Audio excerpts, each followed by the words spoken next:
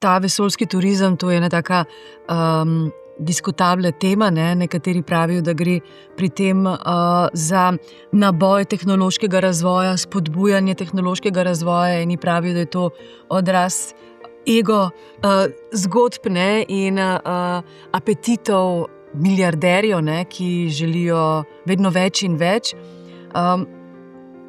Mi je bila pa v tej zgodbi najbolj všeč misel od Sunite Williams, ki je dejala, ampak na Zemlji pa lahko oblečem kopalke. Se spomnite, kako je to slikovito v resnici z metaforo povedala, da življenje na Zemlji je še vedno najboljše. Veste, kaj me zanima osebno? Ali vi kot poznavalec vesolja, recimo, in te vesoljske znanosti, ali verjamete v astrologijo?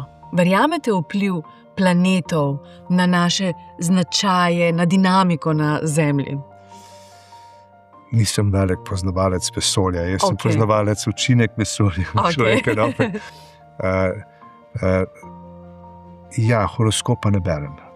Tako da vem pa, kjero znamenje sem in v kitajskem koledarju in to se pravi. Ja, in katero ste? A po kitajskem sem opica. Tako kot jaz. A tako? Ne, nisem. Kaj pa po tem navadnem? Pa devica. Aha. Ne, v bistvu ne bom rekel, da ne verjamem, ampak se ne poglabljam v to. Tako da na to vprašanje v bistvu ne morem odgovoriti, ker se ne ukvarjam s tem. Sem preberem, da je pa, če je družba, da pa vsi preberemo svoje, ampak enkrat na leto, ampak da bi pa to sledil, pa verjel, pa žal ne vem.